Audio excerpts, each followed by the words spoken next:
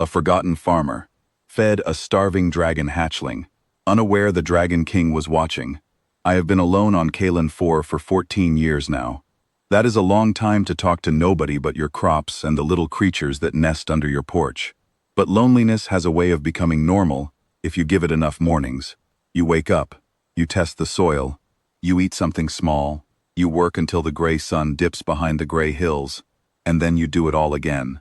That is my life. That has been my life since the Galactic Union pulled their last transport off this rock and forgot to send another one. My name is Oren Turek. I am a farmer.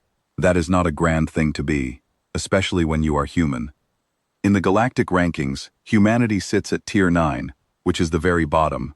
No psionic gifts, no natural armor or venom, no ability to survive in the vacuum of space. A Frelky merchant once told me that humans were the galaxy's moss, growing where nothing else bothered to. I thought about that for a long time.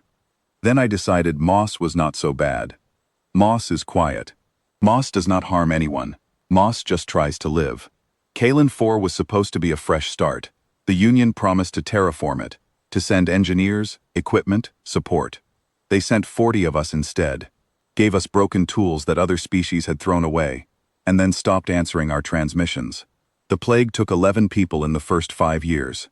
The rest left on a cargo ship that passed through our orbit by accident. I stayed because my wife was buried here, and I could not leave her alone in this dirt. I keep a photo of my daughter pinned above my cot. She left on that cargo ship. She was right to leave. I tell her photo goodnight every evening, and I pretend that somewhere across the stars, she is saying it back. So that is who I am. A forgotten man on a forgotten world, growing stubborn little vegetables in soil that fights me every single day.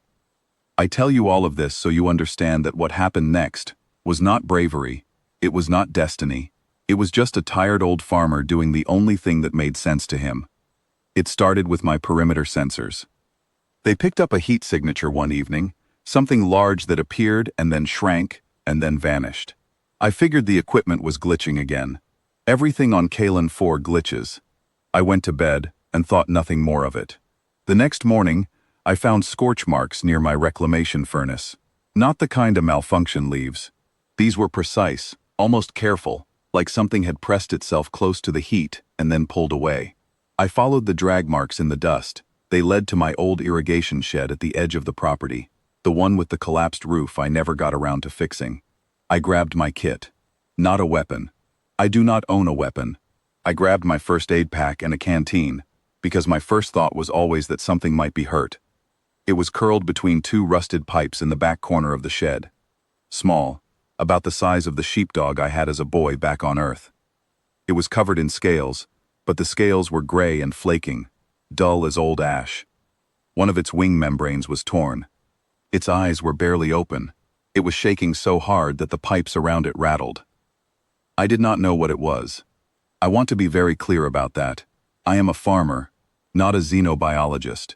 I have never seen a Virkari dragon, and almost no human ever has. All I saw was a baby animal that was starving. I have been on this rock long enough to know what hunger looks like. It does not matter what species you are. Hunger wears the same face on everything. I backed away slowly, not because I was afraid, but because I did not want to scare it. I went back to my kitchen, heated up a bowl of protein mash, mixed it with water to make it soft, and carried it back in a shallow pan. I set the pan down about 6 feet away from the creature. Then I sat on a crate and waited. It took a long time. The little thing watched me with one half-open eye, trembling, deciding whether I was a threat. I just sat there. I have learned over the years that patience is the kindest thing you can offer something frightened. Eventually, it crawled forward. It ate desperately, shoving its face into the mash like it had not eaten in days. At one point, it coughed a tiny spark onto the edge of the pan, an instinct maybe, trying to warm the food. The spark was so small it barely singed the metal. I did not flinch. I just said quietly, "That is all right. Take your time." I named it Cinder, because of those little sparks. Over the next several days, I fell into a new routine. I brought food and water to the shed twice a day.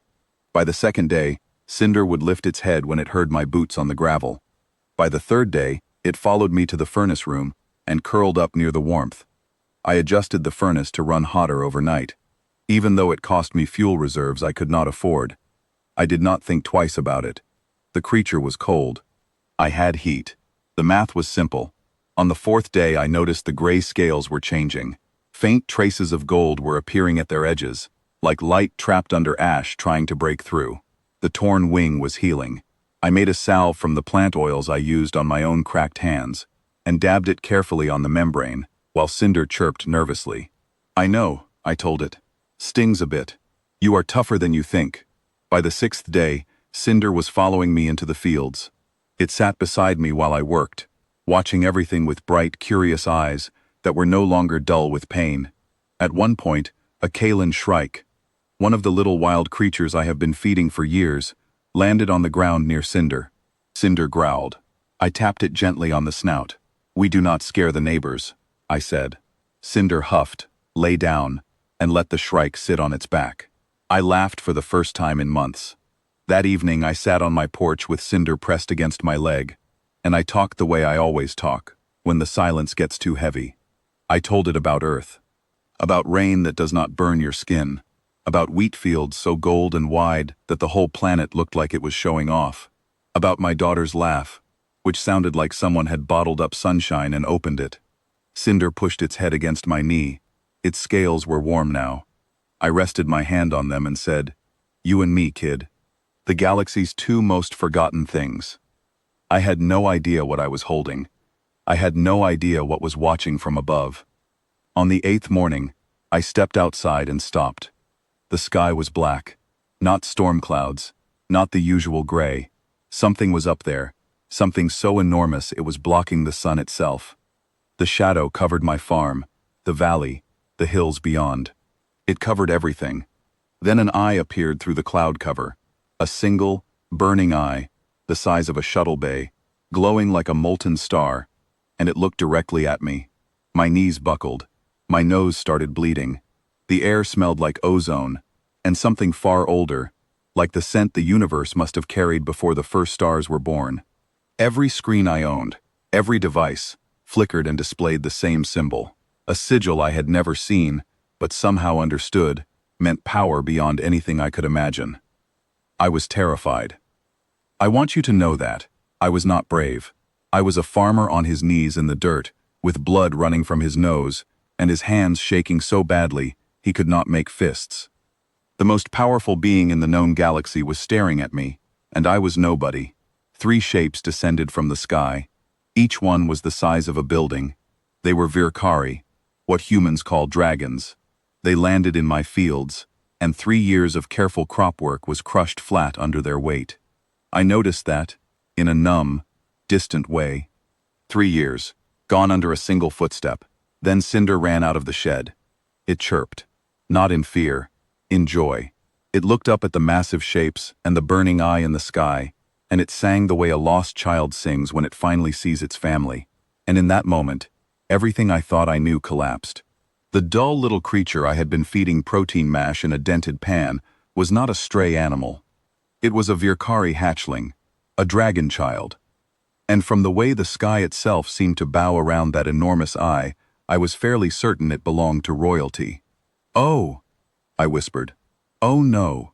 The largest of the 3 emissaries spoke through a translation device. Its voice vibrated in my chest like a second heartbeat. "Human, you are in possession of Vichy blood, of the king's blood, ember of the eternal flame. You will explain yourself." I was still on my knees. My voice came out thin and shaking. I did not know. It was hungry. I just fed it. Silence. The emissaries looked at each other in a way I could not read. "You fed it," the emissary repeated. "It was starving," I said, and my voice cracked, because I did not understand why that needed explaining. What was I supposed to do? The silence that followed was the loudest thing I have ever heard. Then the sky spoke. Not the emissaries, the eye, the Dragon King himself. His voice did not come from one direction. It came from everywhere, from the ground, from the air, from inside my own bones. It was not loud. It was absolute, the way gravity is absolute. You do not argue with it. You simply feel its truth. "In 14,000 years," the Dragon King said, 17 species have found a lost child of my blood. I could not breathe. The Frelke Syndicate attempted to use one as a bargaining piece. The Thessari Collective tried to harvest one for biological research. The Order of the Pale Sun locked one in a golden temple and called it a god. 17 species. Each one saw power. Each one saw something to be used. The eye focused tighter. The ground beneath me hummed. You saw a hungry child, and you fed it your own food. Food you could not spare, on a world no one remembers, in a life no one is watching. You treated my grandchild with more tenderness than empires have shown in 10,000 years. I did not know what it was, I managed. And the Dragon King said, in a voice that I will carry inside me until the day I die, yes, that is precisely why it matters. You did not feed Vaishi because of what it was. You fed it because of what you are. There was a pause. Then he asked me what I knew of humanity's rank in the Galactic Union. Tier 9, I said. Bottom of everything. Your union measures species by what they can destroy, the Dragon King said. Psionic force. Biological weaponry. Territorial reach.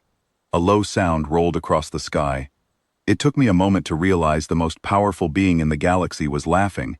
They have never once thought to measure what a species is willing to give. What happened after that changed everything, though I did not understand the full weight of it until much later. The Dragon King declared what the Virkari call a life debt, not to me alone, but to humanity as a species. It had never been done before. Within a week, Virkari envoys arrived on Kalen 4. Creatures the size of mountains breathed controlled fire into the soil, and where the fire touched, the dead earth turned dark and rich and alive. My crops would grow now. Everything would grow. Humanity's Tier 9 classification was challenged before the Galactic Union, not through politics or debate. The Dragon King simply said, any species the Virkari owe a life debt to has exceeded measurement. Nobody argued. You do not argue with dragons. But the part I remember most is not the grand things. It is the small thing. Cinder had to leave. I knew it the moment I understood what it truly was. It belonged with its kind, in halls older than my son. I knelt down on the scorched dirt of my ruined field, and I pressed my forehead against that small, warm snout. The scales were gold now, bright and alive, nothing like the gray, flaking thing I had found shaking between rusted pipes. You grow up strong, I told it, and eat your greens. Cinder chirped, licked my face with a rough, warm tongue that left a mark I still carry, and then spread its healed wings and flew for the first time. I watched it rise, gold against the gray sky, until it disappeared into the light of its grandfather's shadow. The lead emissary told me, before departing, that Vishi's first true name, chosen in the old tongue, would translate into my language as, the one the good man saved. It was a name of highest honor. My grandchildren's grandchildren would hear it spoken in halls that existed before my son was born. I watched the dragons leave. My farm was half destroyed. My furnace was out of fuel. I had one pan of protein mash left. I sat on my porch. A Kalen shrike hopped onto the railing, tilting its head at me the way they do. I reached into my pocket and crumbled the last of a ration bar for it. The Union spent 200 years telling us we were nothing. Tier 9. The species with no gifts. And maybe they were right. I cannot read minds. I cannot breathe fire. I cannot cross the void of space on my own wings. But I can see a hungry creature and choose to feed it. I can sit in the dirt with something scared and stay until it is not scared anymore. I can give away food I need because something else needs it more. And it turns out, in a galaxy full of civilizations that can shatter moons and fold space and live for 10,000 years, that is the rarest thing there is. I am just a farmer. I grow things in dirt nobody wanted, on a world nobody remembers. But I think that might be the most human thing a person can be. I fed a hungry kid. That is all I did.